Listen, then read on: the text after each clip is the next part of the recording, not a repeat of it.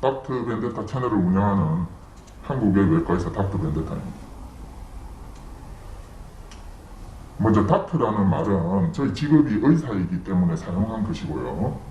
그 벤데타라는 명칭은 V4 벤데타라는 영화에서 차용한 것입니다.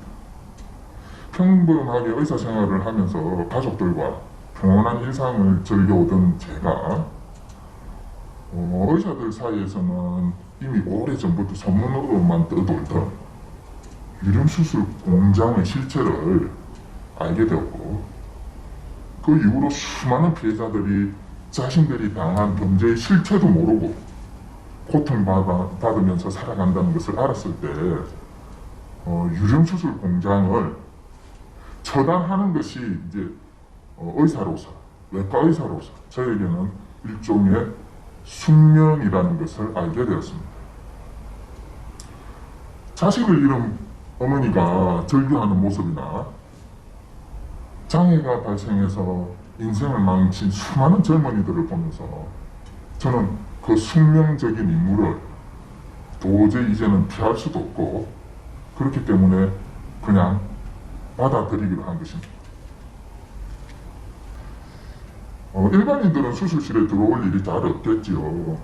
그런데 실제 수술실에 들어와 보시면 저희들이 연출한 그 장면이 결코 과장이 아니라는 것을 금방 아실 수 있습니다. 실제 수술실은 실제로 더 호러적입니다.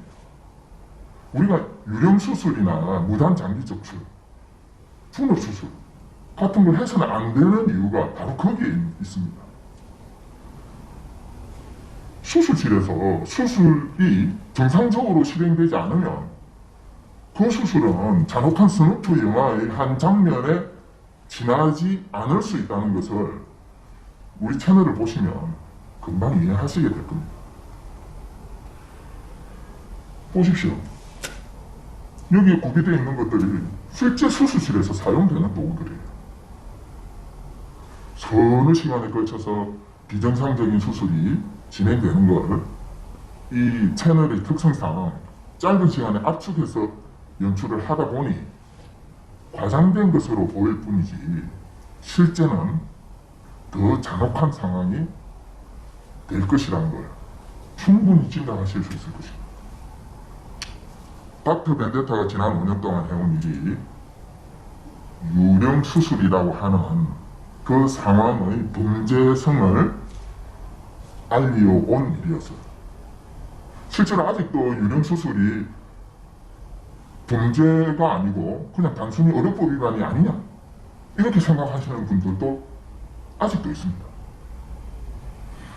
그리고 구체적인 내용들을 일반에게 공개하기는 이때까지는 어려운 상황이었고, 언론에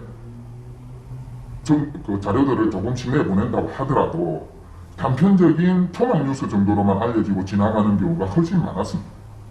5, 6분짜리 동영상 4개로 어떻게 제가 5년 동안 싸워온 이 모든 것을 다 보여드릴 수 있다고 생각하십니까?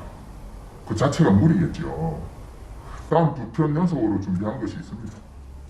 국민들께서는 그 수술대 위에 누워있는 사람이 본인이거나 본인의 가족이라고 생각하고 시청해 주시면 좋겠습니다. 그리고 사망한 젊은이의 어머니를 저희 채널에 모시고 자세한 얘기도 들어보는 시간을 가지게 될 것입니다. 한국에서 유령수술은요, 더 이상 비밀도 아닙니다. 그리고 성형수술이나 양압수술실에서만 벌어진 것이 아니고, 최근에는 정형외과 등에서 의료기 영업사원을 통한 유령수술이 막 벌어지고 있는 동영상들 다 보시지 않았습니까?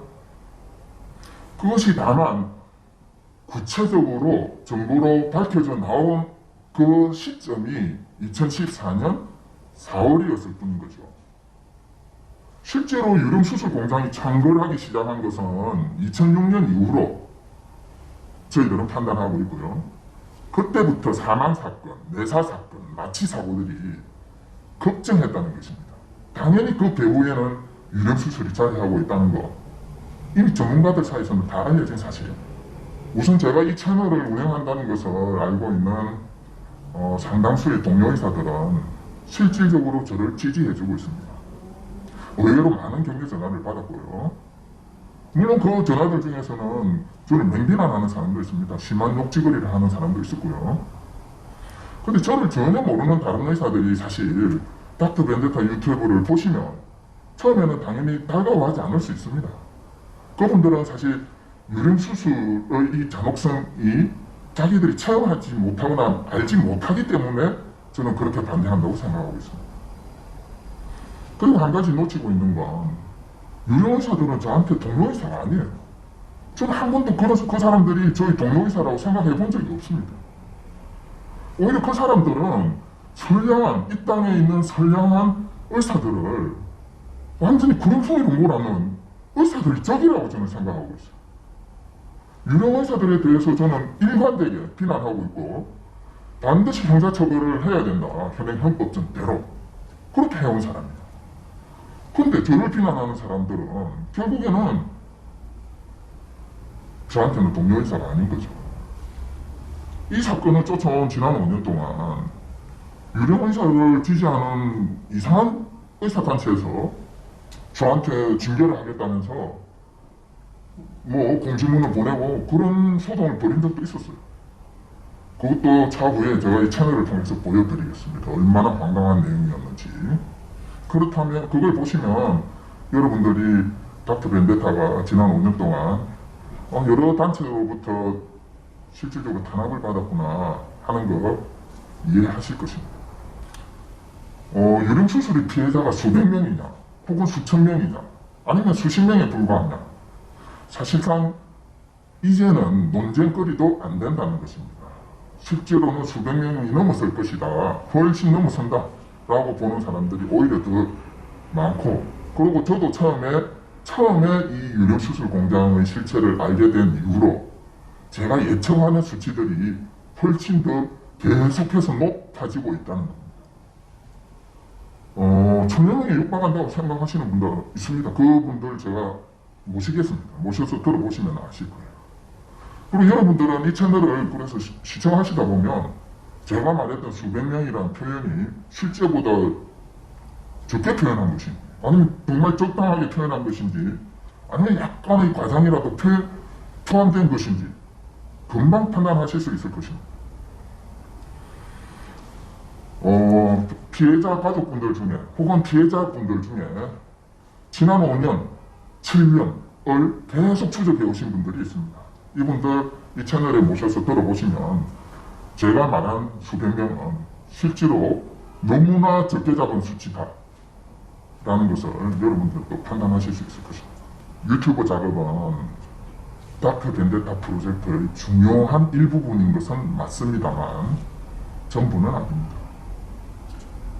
유령 수술 공장에 대해 다큐멘터리도 제작해야 하고 그 자료들을 모아서 전 세계 모든 언론사에 보내고 국제사법재판소, 인권재판소, 유럽인권위원회, UN 인권위원회 등에 제소하는 것도 닥터 벤데타의 목표 중에 하나입니다.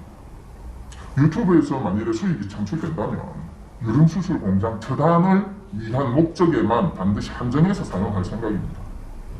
그리고 피해자들을 돕는데 사용할 수 있는 방안도 살펴보려고 합니다.